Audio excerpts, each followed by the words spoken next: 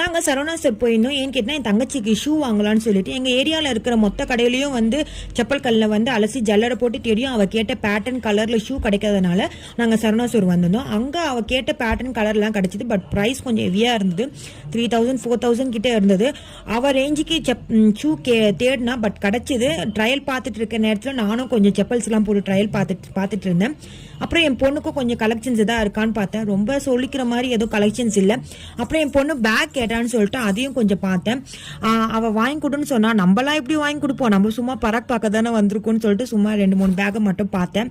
அப்புறம் வந்து பெல்ட் வந்து கலெக்ஷன்ஸ் நிறையா இருந்தது. பட் என் தங்கச்சிக்கு வந்து அங்கே இருக்க பெல்ட் எதுவுமே பிடிக்கலன்னு சொல்லிட்டான். சரி ஓகே என் பையனுக்காச்சும் பார்க்கலான்னு பார்த்தா ஓகே ரொம்ப டைம் ஆயிடுச்சு. பார்த்தீங்கன்னா அங்கே 10 o'clock கிட்ட ஆயிடுச்சு. இப்போ வீட்டுக்கு போய் டிஃபன் செய்யணும். அதுக்காக நாங்கள் கிளம்பிட்டோம். இந்த வீடியோ உங்களுக்கு பிடிச்சிருந்துச்சுன்னா மறக்காமல் சப்ஸ்கிரைப் பண்ணுங்கள், லைக் பண்ணுங்கள். பாய், ஹாப்பி ஆல்.